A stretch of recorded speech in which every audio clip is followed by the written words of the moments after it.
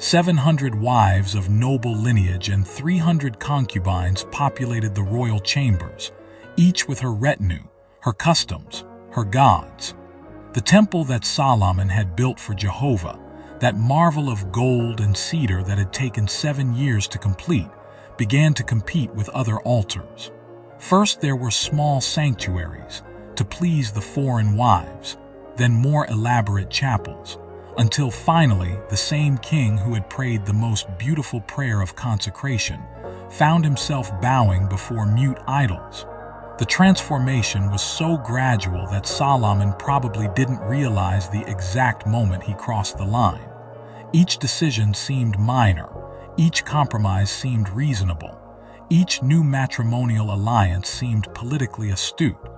But the total sum was the complete erosion of the spiritual foundation that had made him the wisest man in the world. Eternal lessons in ancient stories, the stories of Samson and Solomon, teach us profound truths about human nature that remain relevant today, resonating through the millennia like echoes in a canyon that never lose their clarity.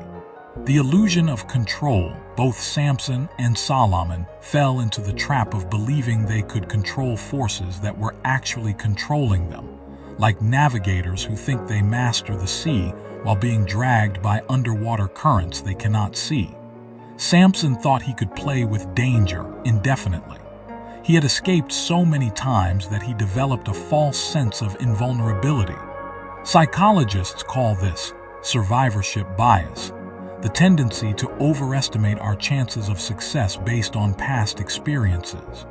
Each time he had partially revealed the secret of his strength to Delilah, each time he had awakened to find the Philistines upon him, each time he had broken the bonds with supernatural ease, the dangerous belief that he could always escape had been strengthened in him.